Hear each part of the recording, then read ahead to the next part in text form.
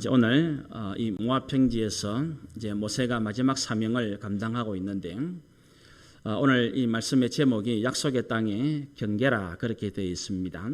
이 약속의 땅의 경계니까 이제 3절부터 12절까지가 이제 오늘 여기에 해당되어집니다. 동서남북 사방에 하나님이 약속하신 이 약속의 땅에 대한 거는 우선 우리가 1절, 2절을 먼저 보고 그 다음에 이제 이 약속의 땅을 위해 수고하는 일꾼들이 제일 뒷부분에 나오지요. 그걸 먼저 살피고 또 13절, 14절, 15절에 나오는 이 요단 동편 지파들의 의미를 한번 살피고 제일 마지막으로 이제 오늘 그 설교 제목이 이제 오늘 핵심이니까 요 3절부터 12절 사이에 있는 것은 제일 마지막에 다루도록 그렇게 하겠습니다. 먼저 오늘 1절, 2절을 한번 보겠습니다.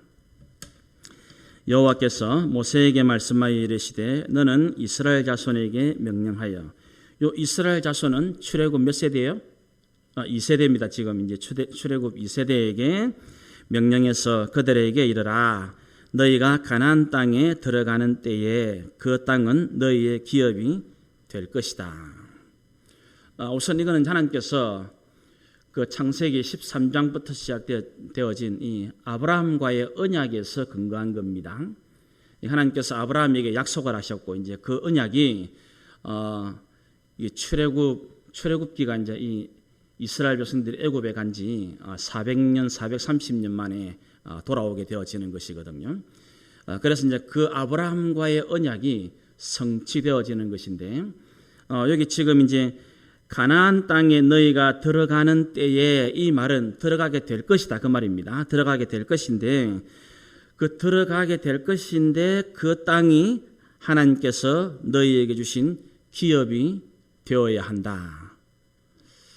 이런 말씀의 의미가 좀 이 말은 지금 2절의 내용은 뭐냐면 지금 이 출애굽 2세대에게 하나님께서 이제 마지막 이 육신의 죽음을 앞두고 있는 모세를 통해서 이 2세대에게 이 말씀을 전달해 줌으로 해서 원래는 누가 들어가게 되어 있었죠? 1세대. 근데 1세대는 들어갑니까? 못 들어갑니까? 못 들어간단 말이에요, 지금. 그러니까 지금 이제 이게 긴밀하게 연결되어져 있단 말입니다. 그래서 원래 하나님께서는 출애굽을 처음 한 사람들은 다 1세대. 지금 가나안 땅에 들어가는 사람들은 2세대예요, 2세대. 이걸 지금 하나님께서 깊이 염두에 두시고 이스라엘 백성들에게 모세를 통해서 말씀을 하시는 거란 말입니다. 이 말은 뭐냐면 이제 이 가나안 땅에 들어가게 된 것은 하나님이 아브라함과 하신 언약이라 그랬습니다. 그 약속의 근거에서 들어갈 건데 이 언약의 땅에 들어가서 그 땅이 기업이 되는 것, 이제 기업이 된다는 말은 우리가 흔히 하는 말로 이제 복된 땅이 되는 것이고 복된 땅이라는 말을 그 구약 성경에 나와 있는 대로 표현하면 젖과 꿀이 흐르는 땅이 되겠죠. 그런 이제 이 풍부함, 그러니까 복된 삶과 행복한 삶에 평안한 삶에 아주 이 그냥 성경적인 표현이 젖과 꿀이 흐르는 땅이거든요. 이거 젖은 목축업을 말하는 것이고 꿀은 농사를 말하는 거예요. 목축업 농사가 잘 되는 것. 이거는 뭐 최고의 축복이죠. 우리가 지금 뭐 먹는 것이 전부 다 목축업 아니면 농사 그 두 개뿐이거든요. 그 통영이니까 여기는 이제 생선은 덤으로 이제 먹게 되어지는 것이고 그것이 우리의 주식이 되어진단 말입니다. 이제 그렇게 되어지는데 이제 출애굽 2세대에게 하나님께서 원래 출애굽 1세대가 들어가야 할 땅이 약속의 땅 가나안 땅인데 지금 1세대가 못 들어가고 너희가 지금 들어가는데 그러면 지난 시간과 꼭 마찬가지로 이 기업이라는 말은 하나님의 선물, 하나님의 복, 하나님의 은혜 그 의미거든요. 기업이라는 말은 이스라엘 백성들에게 주도권이 있다는 것이 아니라는 뜻이거든요. 기업이라는 말은 그 기업을 우리식으로 알아듣기 쉽게 표현하면 이거는 유산. 부모가 자식에게 주는 유산이 있죠. 그걸 여기 지금 2절의 기업이라고 말하는 기업. 그 기업이라고 우리가 뭐 흔히 대기업, 중소기업 이런 기업이 아니고 부모가 자식에게 주는 선물을 말하는 유업을 말하는 것입니다. 그게 기업이에요. 그리고 이거는 원래 하나님 것이었고 하나님 것 중에 일부가 되어지는 가나안 땅을 하나님께서 이제 이스라엘 백성들에게 기업, 선물로, 은혜로 주신다라는 것입니다. 그러니까 이제 이스라엘 백성들에게 가장 필요한 것은 뭐냐면 이 가나안 땅을 기업이 되게 하는 열쇠, 키가 뭐냐 이겁니다. 그게 제일 중요하겠죠. 그럼 여러분 지금까지 쭉 우리가 1세대부터 쭉 다 봤으니까, 우리가 지금 출애굽한 것부터 광야 40년 싹 다 봤으니까, 하나님 앞에서 하나님 백성 이스라엘이 복을 받느냐 저주를 받느냐 결정하는 제일 중요한 게 뭡니까? 그렇죠. 믿음으로 말미암는 순종.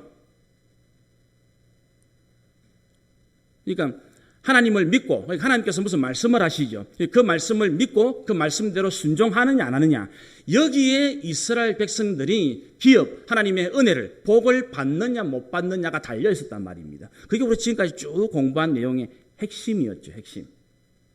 그러니까 이제 지금 출애굽 2세대 모세를 통해서 너희들이 이제 곧 가나안 땅에 들어간다. 가나안 땅에 들어갈 때 이거 가나안 땅이 기업이 되어야 한다. 그 말은 이제 1세대가 경험한 이 모든 것들 중에 핵심, 키를 잘 잡아서 부디 가나안 땅에 들어가면 그 키를 절대로 놓치지 말고 부디 열쇠를 열어서 진짜로 그 열쇠를 열면 나오는 하나님의 복, 젖과 꿀이 흐르는 그 풍성함, 그 만족, 그 행복을 누리게 되기를 바란다는 마음이 들어있잖아요. 그죠? 이게 지금 우리에게도 마찬가지로, 우리에게도. 여러분, 하나님은 우리에게 맨날 시험을, 문제를 출제하면서 문제를 못 맞추면서 실패하면서 병들면서 아프면서 가난하게 살면서 고생하기를 원하겠습니까? 우리가 복 받기를 원하겠습니까? 복 받기를 원하죠. 부모는. 근데 여러분 지금 복을 받습니까? 안 받습니까? 사실은 다 복을 받고 있죠. 사실은 복을 받고 있는데 그게 이제 고난으로 포장이 돼 있어서 그렇지. 이제 믿음의 사람들에게는 고난마저 합력해서 선을 이루게 되어 있죠. 어쨌든 고난이 있든 없든 상관없이 어떤 경우든 그 고난마저 하나님이 예비하신 젖과 꿀, 이 복, 은혜, 이것이 되게 하는 가장 중요한 열쇠는 믿음과 그 믿음으로 말미암는 순종이다. 우리가 이건 이제 지금까지 쭉 공부한 결론이니까 이건 이제 민수기 자체가 지금 결론이죠. 그러니까 하나님의 모든 약속을 내 삶에, 내 일상에 복되게 누리는 것은 믿음과 그 믿음을 말미암는 순종이 있느냐, 여기 결판되어집니다. 자, 그럼 몇 군데 확인을 합시다. 민수기니까 먼저 민수기 20장, 우리 지난번에 보았던 그 머리바 물 사건을 한 번 더 확인을 하고, 민수기 20장 12절 말씀이죠. 이건 이제 표시가 되어 있죠. 이미 벌써 민수기 20장 12절은 표시가 되어 있죠. 제가 읽겠습니다. 여호와께서 모세와 아론에게 이르시되 너희가 나를 뭐 안 했다고요? 믿지 아니했어. 믿지 아니하고 이스라엘 자손의 목전에서 내 거룩함을 나타내지 아니한 고로 너희는 이 회중들을 내가 그들에게 준 땅으로, 가나안 땅이죠, 못 들어간다. 그렇게 말씀하는 거니까 가나안 땅에 들어가지 못하고 그 가나안 땅의 은혜와 복, 그 기업을 누리지 못하는 것이 그대로 믿지 아니합니다. 믿지 아니함. 그대로 나옵니다. 자, 그럼 이제 민수기 바로 다음에 신명기 1장 한번, 신명기 1장. 이제 오늘 본문이 34장이니까 조금 넘기면 바로 신명기 1장이 나오죠. 신명기 1장 거기 32절에 보시면 이제 광야에 대한 설명이 나옵니다.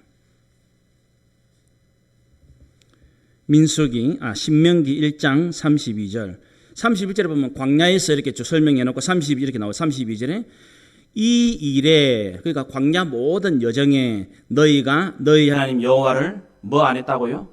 믿지 아니했어. 믿지 아니했어. 그다음에 신명기 9장 가보세요. 신명기 9장 23절 말씀. 여호와께서 너희를 가데스 바네아에서 떠나게 하실 때 이르시기를 너희는 올라가서 내가 너희에게 준 땅, 가나안 땅이죠. 이걸 뭐랍니까? 차지하라 그러죠. 차지하라 했지만은 너희가 너희 하나님 여호와의 명령을 뭐 했다고요?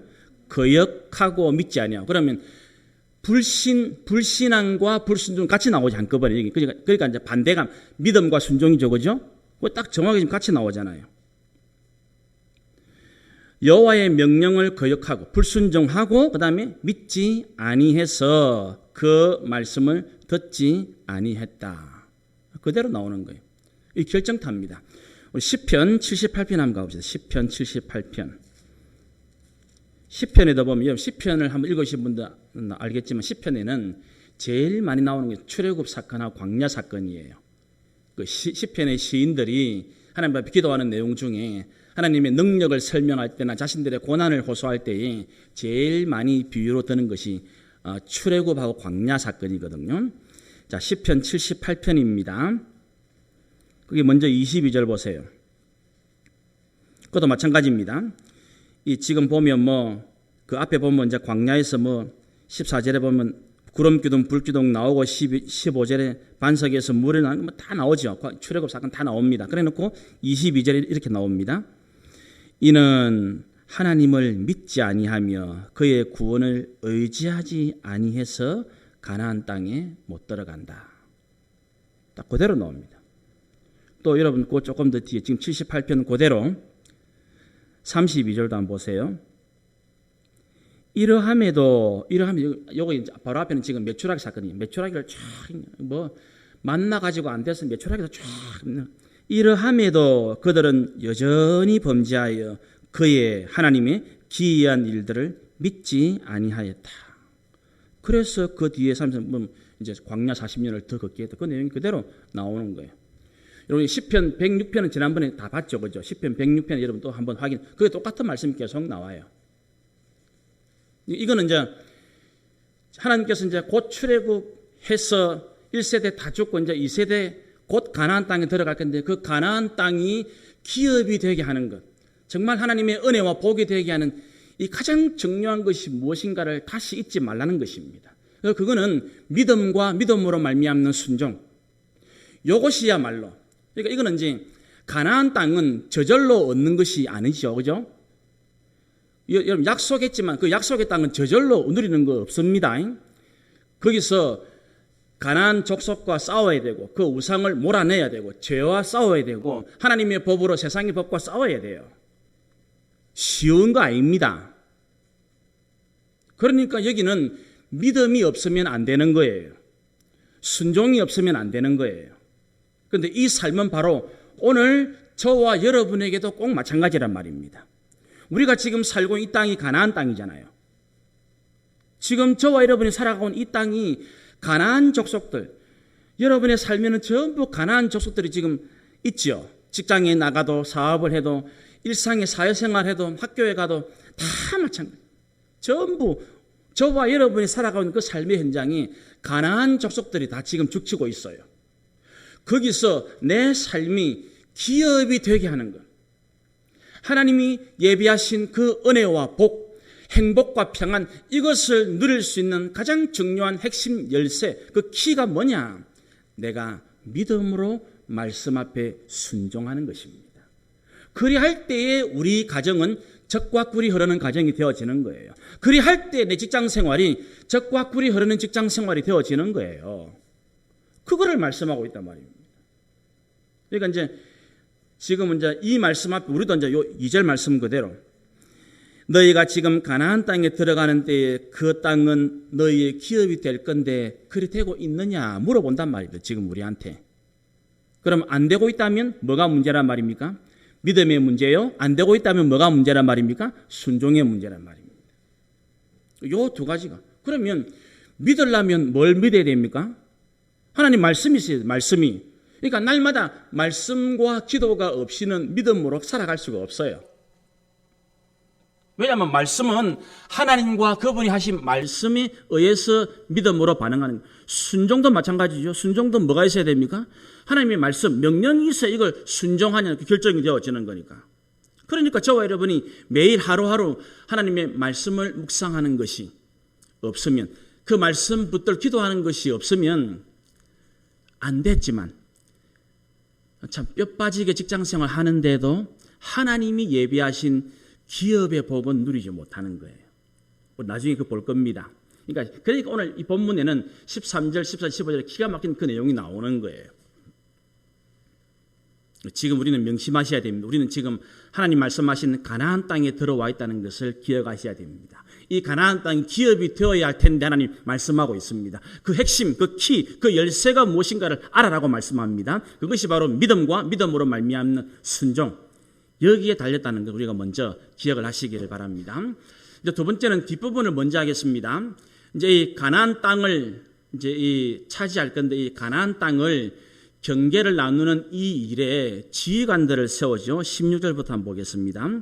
여호와께서 모세에게 말씀하여 이르시되 너희가 땅을 기업으로 나눌 때 이름은 이러하니고 제사장 엘르아살과 눈의 아들 여호수아다. 그래놓고 또 18절 너희는 또 기업의 땅을 나누기 위해 각 지파에 지휘관 한 사람씩 택해라. 그렇게 나옵니다. 그러니까 이제 12지파에 한 명씩 그렇게 나와요. 민수기 전체에서 오늘 34장을 포함해 가지고 이스라엘 각 지파의 지도자들이 총 4번 등장합니다. 첫 번째는 민수기 1장. 1장은 뭐죠? 제일 처음 인구 조사할 때. 기억나죠? 제일 처음 인구 조사할 때에 12지파가 나옵니다. 제가 설명할 때 혹시 시간 되는 분들은 슬쩍 한번 앞에 펴보면 되겠죠? 그러면 이제 민수기 1장에 하나님께서 제일 처음 모세를 통해서 한번 인구를 한번 조사를 해봐라. 그 인구 조사할 때에 각 지파별로 대표자를 선정을 해가지고 그렇게 해라. 그렇게 나옵니다. 그 다음에 10장에 넘어가면 민수기 10장에는 뭐가 나오냐면 이제 광야 행군을 합니다. 광야 행군도 지파별로 하죠. 그죠? 그러니까 이제 광야 행군할 때에도 각 지파별로 하니까 각 지파의 대표들 이름을 쭉 기록에 나옵니다. 그 다음에 이제 13장 가면 13장, 14장은 뭐죠? 이제 기억나죠? 그 유명한 가데스바네에서 가나안 정탐할 때 지파별로 한 명씩 나오죠. 그죠? 가나안 땅 정탐하는 것도 12지파에서 한 명씩 나온단 말이에요. 각 지파의 지도자 한 명씩 나와라. 그리고 이제 우리가 잘 아는 대로 그 12지파 가운데 가나안 정탐할 때는 여호수아 갈렙이 들어가잖아요. 그렇죠? 각 지파의 지도자들이니까.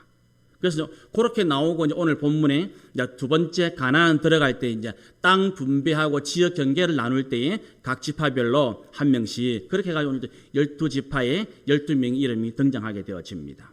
그런데 이제 민수기 전체에서 오늘 이제 이 민수기가 이제 36장이 마무리되어지면서 이제 이 마무리하는 순간에 또 12지파 나오는 거는 그렇게 설명하는 1차 인구조사, 그 다음에 광야 행군, 가나안 정탐, 2차 인구조사 끝난 후에 가나안 입성을 앞둔 모압 평지에서의 가나안 경계선 확정. 그때마다 하나님께서 필요한 일꾼들을 세운다는 의미가 있습니다. 아시겠죠? 이게 지금 무슨 말이냐면 하나님은 그 시대마다 그때마다 거기에 필요한 일꾼들을 세우셔서 일하신다는 것입니다. 이거 우리 전부 다 경험한 거죠. 우리도 교회적으로 보면 이런 일을 할 때는 이상하게 그때 마침 어느 분이 그 일을 하고 있죠. 희한하죠. 우리는 몰라요. 그런데 하나님이 일하시는 놀라운 방법이에요. 그러니까 지금 이제 이것도 마찬가지예요. 그러니까 지금은 이제 지금 생명나무 교회는 일할 일꾼이 누굽니까? 예? 누굽니까? 바로 우리들. 왜? 지금 우리들이 모여 있으니까. 그러니까 지금 생명나무 교회의 일꾼은 누구냐라고 물으면 지금 하나님 앞에 예배를 드리는 저와 여러분이 바로 이 시대에 이 공동체를 위해서 일해야 일꾼이라는 뜻이 되어지는 거예요. 명확하죠? 일 잘하고 있죠? 그러니까 더 잘하셔야 되는 거야. 지금은 하나님이 나를 부르셨구나. 지금 하나님은 나를 이 생명나무 교회, 내가 지금 이 생명나무 교회의 하나님의 영광을 위해서 일해야 될 때이구나. 이걸 명확하게 오늘 딱 이게 다시 한번 마음에 꼭 새기셔야 됩니다. 그러니까 지금 하나님께서 이 2021년도에 나를 생명나무 교회를 섬겨 이 교회를 위해 지금 내 모든 것을 다 바쳐서 충성하라고 저와 여러분을 부르신 겁니다. 이 말씀을 우리가 명확하게, 그러니까 지금 뭐 누구냐가 문제가 아니고 또 일이 얼마나 크냐 그게 아니고 지금 내가, 그러니까 이거는 이제 가정과 직장도 꼭 마찬가지입니다. 여러분이 그 직장 생활을 언제까지 할지 모르지만 거기에 몸담고 있는 한 하나님이 거기에 부르신 거니까 거기에 최선을 다하셔야 됩니다. 내가 지금 이 직장에 하나님의 영광을 위해서, 주님의 나라를 위해서 하나님이 나를 여기에 보내셨구나. 내가 이 직장을 그만두는 그날까지 내가 최선을 다해서 기도하면서 사랑하면서 섬기면서 내게 주어진 이 일을 귀하고 아름답고 가치 있게 보내야 되겠구나. 그걸 명심하는 겁니다. 가정도 마찬가지예요. 그러니까 가정은 빼박입니다. 빼박이라는 말 압니까? 빼도 박도 못한다는 말입니다. 이 젊은 사람들 쓰는 요새 전부 요 젊은 아들 줄임말 다 써가지고 잘 몰라요. 사실 나도. 가정은 우리 모두 다 가정이야말로 명확한 나의 기업이죠. 기업. 그죠? 여러분 시편 가면 바로 나와잖아요. 자식은 여호와의 주신 뭐라고요? 기업이요. 오늘 가나안 땅 기업이라면 기업. 가정은 그야말로 뺄 수 없는 하나님의 기업이에요. 정확한 기업이에요. 이 가정에 하나님이 나를 보내셨구나. 이 가정을 위해 여러분들이 지금 부름받은 일꾼이란 말입니다. 그러니까 더욱더 충성하십시오. 더욱더 사랑하십시오. 더욱더 기도하십시오. 그 사람은 가정 속에 감추어놓은 하나님의 젖과 꿀, 기업이 되는 은혜와 복과 기적을 경험하게 되어질 것입니다. 그런데 만날 첫날 불평에 쌓고 안 될 소리, 그럼 뭡니까? 가족이 뭐가 된다고요? 내 옆구리를 찌르는 가시가 되어지고 내 등을 때리는 채찍. 앞에 나와서 지난 시간 봤죠 여러분, 그죠? 그걸 모르고 내 기업인데 그 기업인 줄 모르고 이스라엘 백성처럼 똑같이 부부간에 부모 자녀간에 싸우고 다투고 불평. 뭐가 된다고요? 가족인데 나를 때리는 채찍이 되고 찌르는 가시가 된다니까요. 경험 있죠?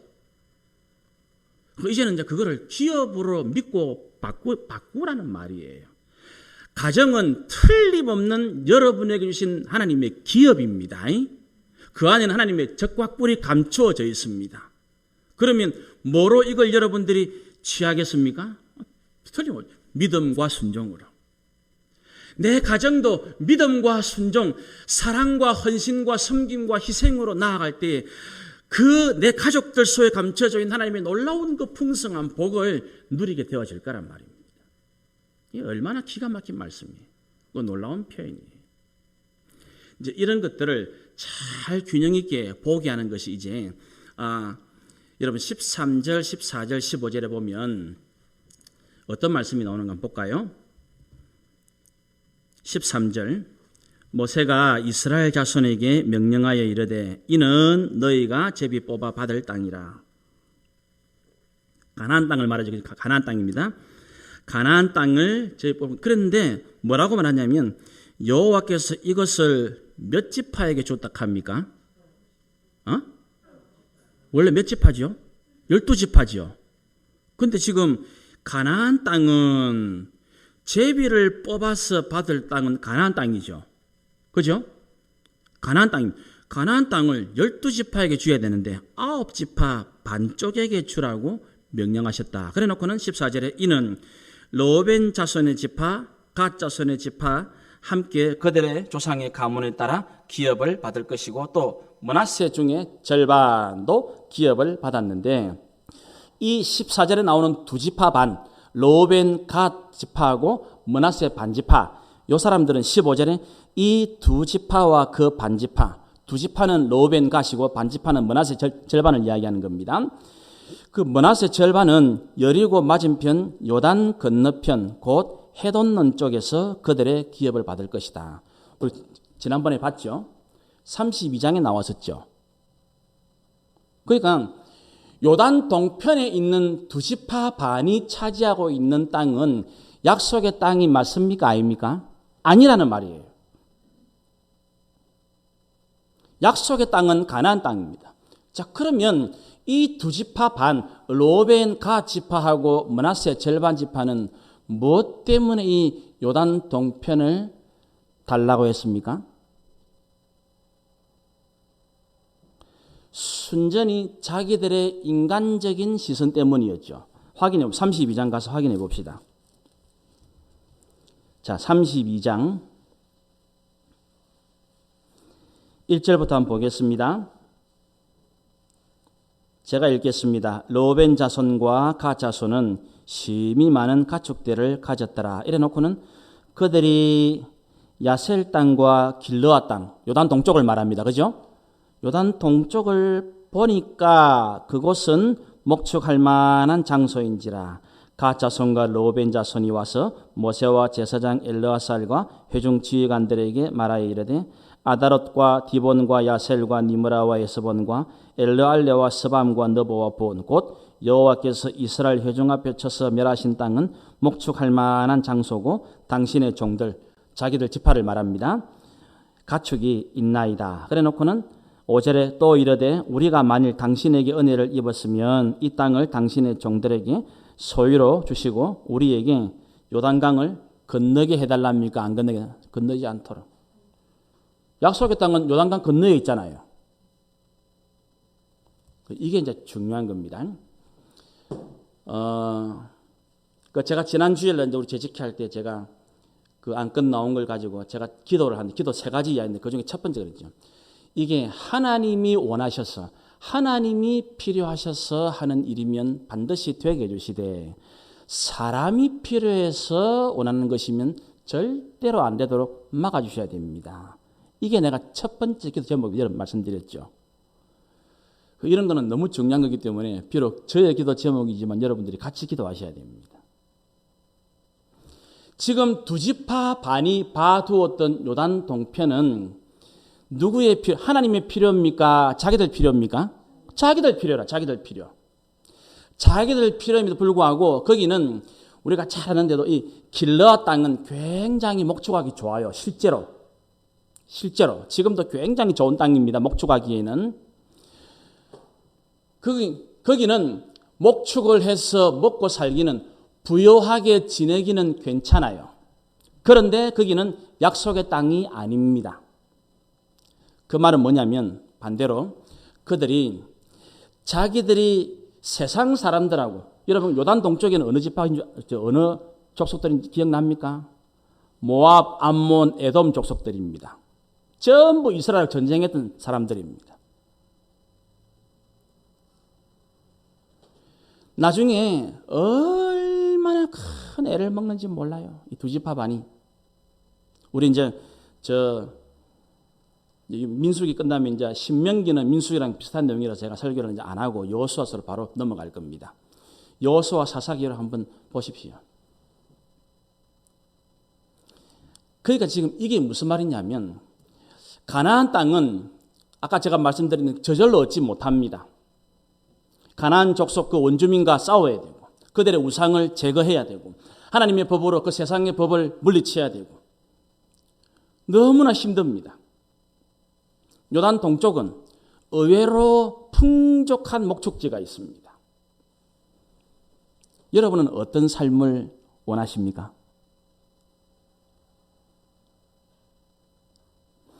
하나님이 약속한 회사나 사업은 아니지만 제때 월급 잘 들어오고 우리 식구들 다 먹고 살고 집 한 채 얻을만 하면 안 되겠나 그렇게 생각하죠.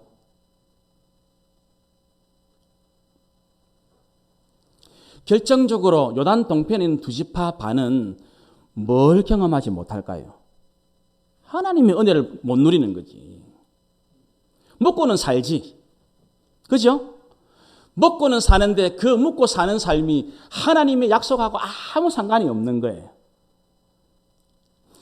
가나안 땅 쉽지 않습니다. 그런데 거기는 놀라운 하나님의 은혜가 기다리고 있습니다. 하나님의 능력이 기다리고 있습니다. 하나님의 기적이 기다리고 있는 것이 바로 약속의 땅이란 말입니다. 요 똑같은 예가 사실은 창세기 바로 아브라함 때 그대로 나오죠.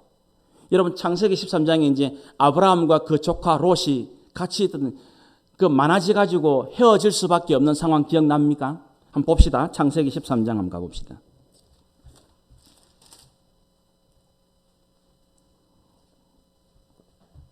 성경 제일 앞에 창세기. 거기 보면 이제 창세기 13장 1절에 아브라함과 조카 롯이 나옵니다. 2절에 보면 아브라함의 가축과 은금이 풍부했다. 그래 나오지요? 설명이 되어지고. 5절에 가니까 아브라함 일행 롯도 양과 소와 장말. 그러면 그것도 내나 목축지가 필요하단 말이에요. 양과 소가 나오니 그죠? 목축지가 필요하다. 6절에 가니까 그 땅이 그들이 동거하기에 같이 살기에 넉넉하지 못하여서 이는 그들의 소유가 많아 동거할 수 없습니다. 7절 그러므로 아브라함의 가축의 목자와 롯은 자주 다툰다 이래 되어 있습니다. 그래서 10절에 이러면 10절에 이에 이제 아브라함이 8절에 야 우리 같이 안 되니까 네가 택해라. 네가 이쪽 택하면 나는 이쪽 할 끼고 네가 이쪽 하면 나는 저쪽 할 테니까 네가 먼저 네 마음대로 택해라 그래 말합니다. 그랬더니 10절에 이에 롯이 눈을 들어 요단 지역을 바라봤다. 딱 나오죠, 그죠? 요단 지역 소알까지. 지금 소돔 땅을 말하죠. 온 땅에 물이 넉넉하니 이래놓고는 여호와께서 소돔과 고모라를 멸하시기 전이었으므로 여호와의 동산 같고 애굽 땅처럼 보였다. 그래 되어 있습니다. 처음 보기는 좋죠. 보기는 실제로 안에 내막에는 소돔 고모라의 죄악이 가득 차 있는 땅인데 겉으로는 목축하기 좋게 보이는 거예요. 이게 지금 아마도 현재 21세기를 살아가는 한국 교회 성도들 중에 많은 모습이지 않을까. 철떡같이 주일마다 예배는 드리지만 회사를 선택하고 사업을 하는 기준은 이 두지파 반과 같지 않을까. 롯과 같지 않을까. 그렇죠?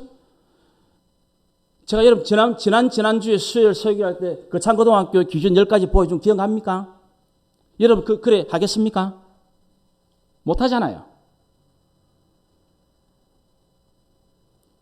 이게 엄청 어려운 거예요, 사실은. 가나안 땅에 들어가는 것보다 사실은 안 들어가고 요단 동편에 이제 그냥 적당히 눌러 앉아 사는 것이 훨씬 좋아요. 이제는 뭐 다 봤으니 이제는 가나안 전쟁을 할 필요가 없거든. 그런데 놀랍게도 하나님의 은혜와 기적과 능력은 가나안 땅에 예비되어 있거든. 가나안 땅에. 그러니까 두지파 반은 이거를 못 누리는 거예요. 그러므로 여러분 예수 믿는 성도들은 내 필요, 내 기준에 따라 사는 사람들이 아니고 하나님의 언약을 따라 살아가는 사람인 것을 기억하시고 명심하시기 바랍니다. 오늘 우리는 뭐 따라 삽니까? 내 기준요? 나중에 철저하게 다 잃어버립니다.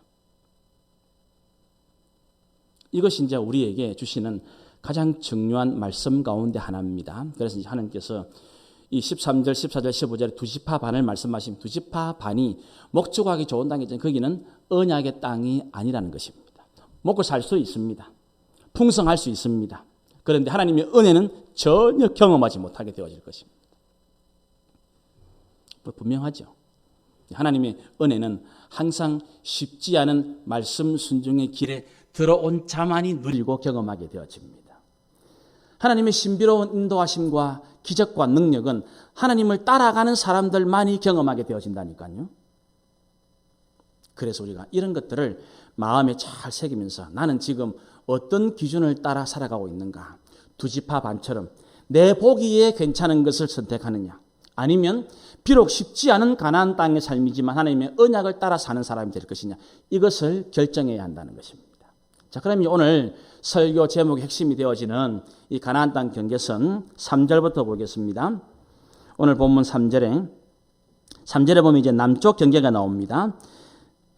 남쪽 경계는 에돔 곁에 접근한 신 광야 거기서부터 해가지고 동쪽으로 여매는 사해죠. 사해 끝에 시작하고 4절에 돌아서 아그라핌 언덕 남쪽에 이르고 시인을 떠나서 가데스 바네 남쪽에 이르고 또 하살 아다를 지나서 아스몬에 이르고 요거 제가 그냥 알기 쉽게 그 12절 뒤에 그림이 하나 있을 거예요. 화면에 한번 펴주세요. 자, 여기 보면 이제 요게 3절부터 12절까지의 전체를 정확하게 딱 해놓은 겁니다. 제가 읽어볼 테니까 여러분 그대로 한번 보시면 되겠죠. 다시 보세요. 에돔 곁에 있는 신 광야 제일 밑에 있죠. 기억납니까? 저 신광야는 저 밑에 있는 신광야하고 다른 신광야 그랬습니다. 저게 있고, 그 다음에 여매 끝에 나오죠. 여매가 사해 바다니까 저 사해 바다. 지금 3절 그대로 에돔 신광야 그래 나옵니다. 그 다음에 여매 끝에 돌아 아그라빔 나오죠. 아그라빔 거기서 그 다음에 가데스바네아 나오죠. 가데스바네아 핫살 아다를 지나 아스몬 딱 그래 나오죠. 그 다음에 5절에 아스몬에서 애굽 시내. 저 애굽 시내는 나일강이 아닙니다. 이집트에 있는 애굽 시내가 아니에요. 저기는 유다 광야, 네게브 그 광야에 있는 물줄기를 애굽 시내. 애굽에 저런 표현들은 사실은 의미심장한 거예요. 이스라엘 백성들이 가나안 땅에 들어가는 것이 애굽신 이집트라는 것을 떠올리게 함으로써 이것이 하나님의 계획의 은혜라는 것을 깨닫게 하기 위해서 저 이름이 지금 애굽 시내라고 돼요. 애굽이. 저거는 이집트에 있는 나일강이 아닙니다. 저거는 남쪽 유대 광야에 있는 시내를 애굽 시내라고 해요. 저게 남쪽 경계다 그렇게 말합니다. 그러면 이제 뒤에 6절에 서쪽은 딱 하나 뿌이죠. 대해 지중해 뿌입니다. 그죠? 바다 끝이니까 끝나고 그 다음에 7절에 북쪽 경계는 대해 사해에서 시작해가지고 호로산. 저 호로산은 밑에 아론이 죽은 호로산이 아닙니다. 또 아론이 죽은 산이 호로산이었죠. 기억납니까? 그 호로산은 저쪽에 있고 에돔 모압 지역에 있고 저기 또 위에 호로산이 있습니다. 저 호로산까지 거어라 그래 놨습니다. 그 다음에 호로산에서 하맛 어기 그 다음 되어 있죠. 그 다음에 시브론을 지나서 시브론 지나시죠. 그 다음에 핫살 에난 나오죠. 핫살 에난. 여기에 북쪽 경계다. 그러면 북쪽 경계. 딱 그대로 저만큼 돼요. 그 다음에 동쪽은 핫살 에난에서 그어서 스밤. 저 밑에 나오죠. 가운데 스밤. 스밤에서부터 리블라. 그 다음에 아인. 그 다음에 아인에서 긴네롯이 갈릴리 바다니까. 지금 저 빨간색 선이 지금 여기에 나와 있는 민수기 34장에 가나안 땅의 경계, 동서남북 사방 경계입니다. 역사적으로는 완전히 저걸 100% 정복했던 때는 없어요. 그러니까 거의 저 땅을 다 차지했던 때가 유일하게 다윗과 솔로몬 때. 그때 제일 이제 이스라엘이 제일 왕성할 때니까. 다윗과 솔로몬 왕 때에 저 땅을 거의 이제 정복하게 되어지고. 실제로 하나님께서 아브라함에게 약속하신 땅은 이거보다 좀 더 커요, 사실은. 그런데 오늘 이제 민수기 34장에서 하나님께서 약속하신 땅은 요 정도 땅이 되어집니다. 이제 제가 이제 오늘 이 34장 설교 말씀을 준비하면서 하나님께서 참 하나님은 기가 막힌 분이에요. 어떻게 지금 이때에 이런 말씀을 읽게 하는가는 저도 몰라요. 저는 그냥 본문 순서대로만 설교하죠. 그죠? 수요일 날은. 근데 여기 하나님께서 딱 그때에 정확하게 말씀하시는 메시지가 아주 명확해요. 그것이 뭔지는 이제 이 말씀을 듣는 여러분들에게 각자 어떻게 역사하실지도 저는 몰라요. 그건 하나님만이 아시는 것입니다. 자, 요게 이제 쭉 정해지고 또 우리가 알다시피 저 가나안 땅에서 하나님께서 12지파에게 나눠주죠. 나눠주는데 인구 조사를 해가지고 숫자가 많은 지파는 땅을 어떻게 해요? 많이. 그 다음에 숫자가 적은 지파는 땅을 적게 그래 받습니다. 위치는 어떻게? 위치는 제비를 뽑습니다. 위치도 자기들이 결정 못합니다. 그러니까 땅 분배는 인구수에 따라서 사람이 많은 지역은 조금 넓게 주고 사람이 적은 지파는 좀 작게 줍니다. 위치도 마음대로 못합니다. 위치는 제비를 뽑아서 뽑히는 그대로 차지해야 됩니다. 그 순서대로입니다. 이스라엘 백성들이 결정 안 하고 하나님이 정해주시는 대로 받아 누려야 됩니다. 자, 그러면 우리가 이것을 이 당시에 일반적으로 세상의 관점에서부터 먼저 출발해가지고 가나안 땅 이스라엘에게도 적용을 해보고 이것은 오늘 우리에게도 적용을 해보는 겁니다. 자, 여러분. 통상적으로 어떤 나라가 나라를 세우고 난 다음에 우리 땅은 요만큼이다라고 정합니까? 할 수만 있으면 많은 땅을 차지하려고 합니까? 할 수만 있으면 정복하려고 하죠. 그게 세계 역사죠. 세계사. 세계사는 힘만 있으면, 여건만 되면 영토를 자꾸 넓혀가려고 합니다. 그러니까 벌써 여기 있는 이집트도 마찬가지고, 그죠? 이집트 제국도 마찬가지고, 우리가 잘 아는 아시리아, 아수르도 마찬가지고, 바벨론도 마찬가지고, 그 뒤에는 뭐 바벨론 다음에 페르시아 다 마찬가지, 뒤에 뭐 헬라, 로마 다 마찬가지죠. 그러니까 우리가 뭐 잘 아는 대로 뭐 알렉산더 대왕부터 해가지고 뭐 징기스칸, 우리 한국 한반도 다 마찬가지죠. 전부 다 전쟁은 뭐 때문에 합니까? 땅 따먹기 때문에. 모든 전쟁은 땅을 차지하기 위한 전쟁이에요.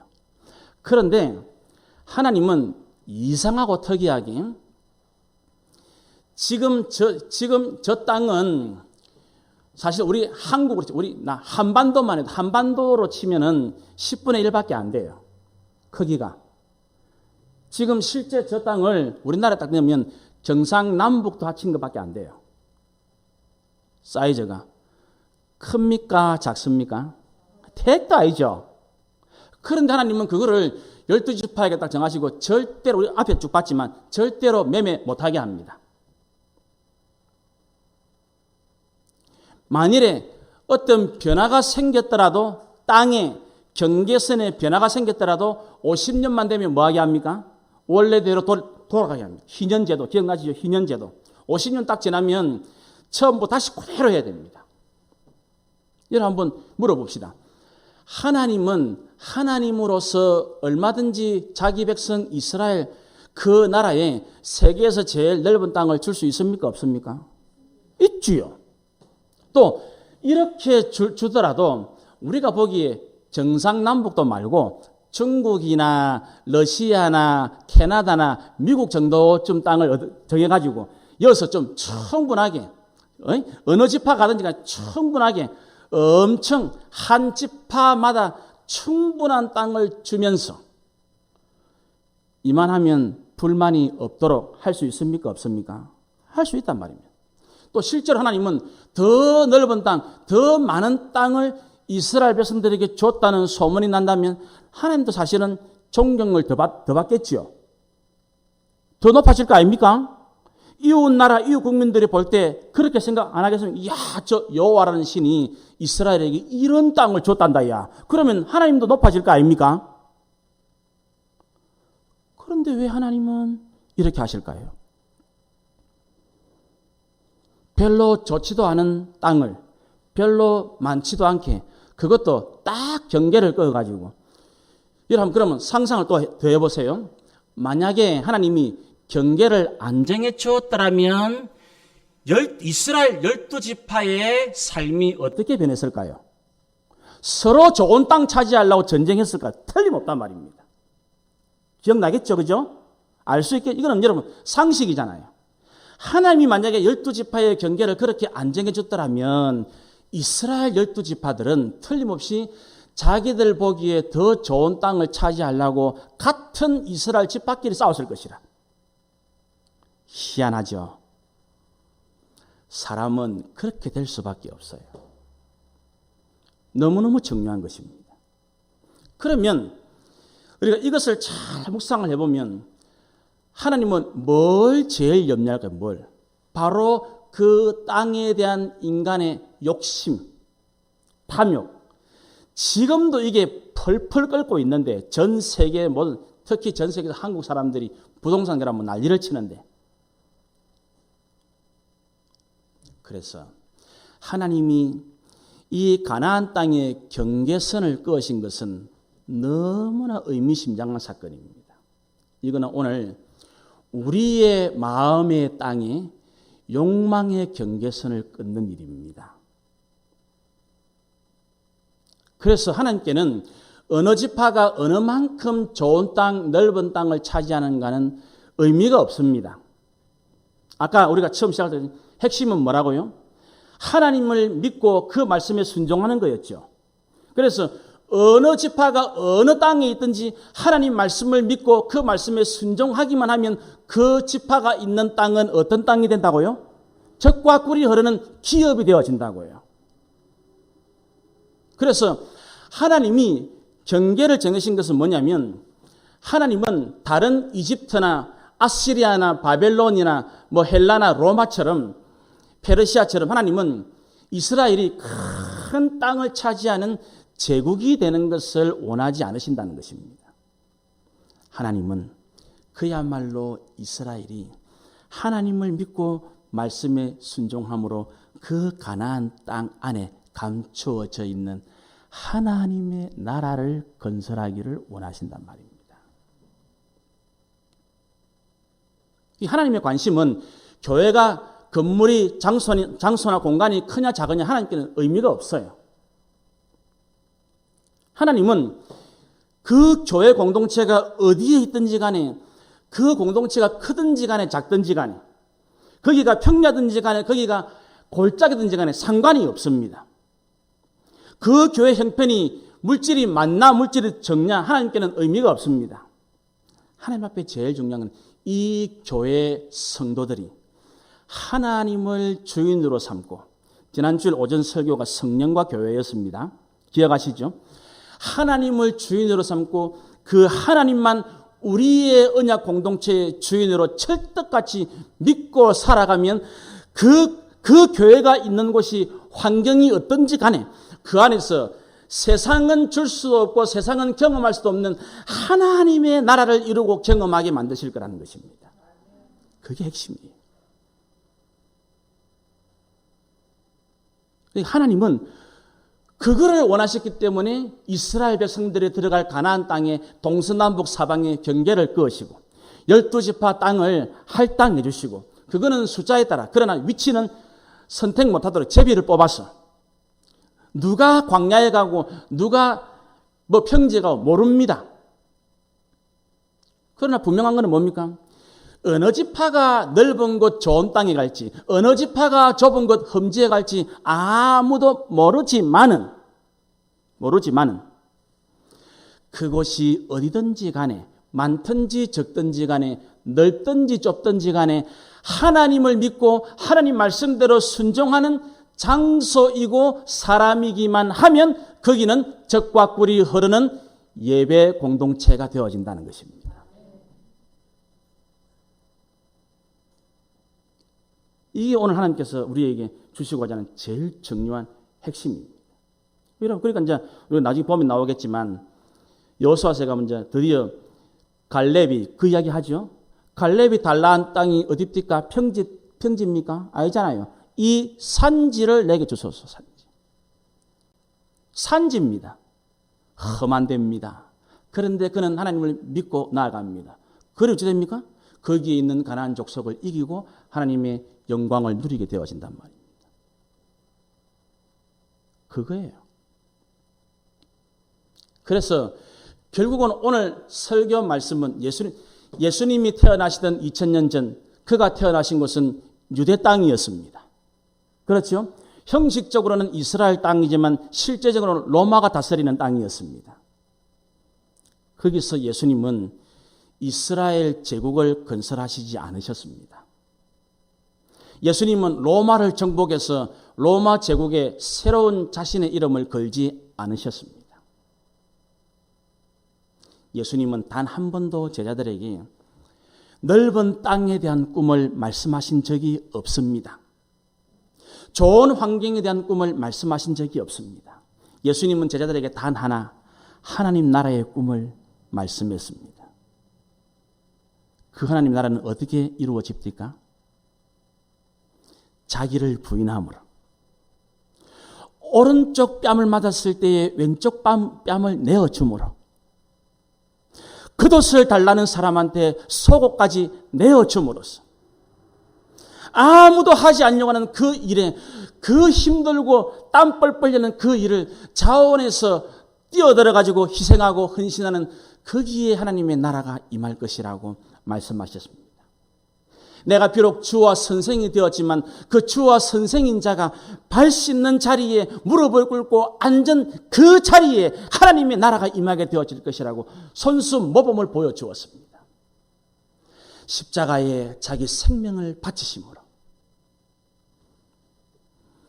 아버지의 원대로 순종하는 거기에 하나님의 나라가 임하는 것을 몸소 보여주었단 말입니다. 그러면 여러분, 우리도 마찬가지입니다. 우리가 환경적으로 얼마나 좋은 데 가냐, 거기에 사실 하나님은 관심이 없습니다. 우리가 얼마나 험한 데 있느냐, 그것도 하나님은 관심이 없습니다. 하나님의 관심은 우리가 믿음으로 살아가느냐에 관심이 있으십니다. 하나님은 우리가 순종하느냐에 관심이 있으십니다.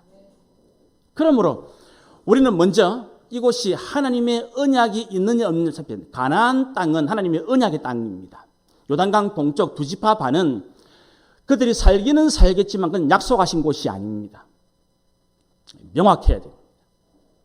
그래서 하나님은 이스라엘 백성들에게 경계를 그어주시면서 이스라엘 백성들은 많이 크게 하는 것 중에 아무리 작고 초라해도 사실은 세상은 경험할 수도 없고 세상은 누릴 수도 없는 놀라운 하나님의 축복, 기업, 젖과 꿀이 그 험한 산골에, 그 강 언덕에, 그 험지에 감추어져 있다고 말합니다. 이게 하나님의 메시지입니다. 메시지. 볼품이 없죠, 사실은. 어디가 요단 동편에 비해서 어디가 좋은 땅이 있습니까? 그런데 저기는 언약의 땅입니다. 하나님의 은혜를 경험할 수 있는 곳입니다. 믿음으로 살아가는 사람들에게, 믿음으로 순종하는 사람들에게 하나님이 예비하신 기적과 영광이 감춰져 있는 땅이 약속의 땅입니다. 오늘 여러분들의 약속의 땅 가나안은 어디입니까? 그것을 먼저 물으십시오. 그리고 그것이 약속의 땅이 분명하면 믿음으로 전진하십시오. 그리고 순종하는 성도들이 되시기를 바랍니다.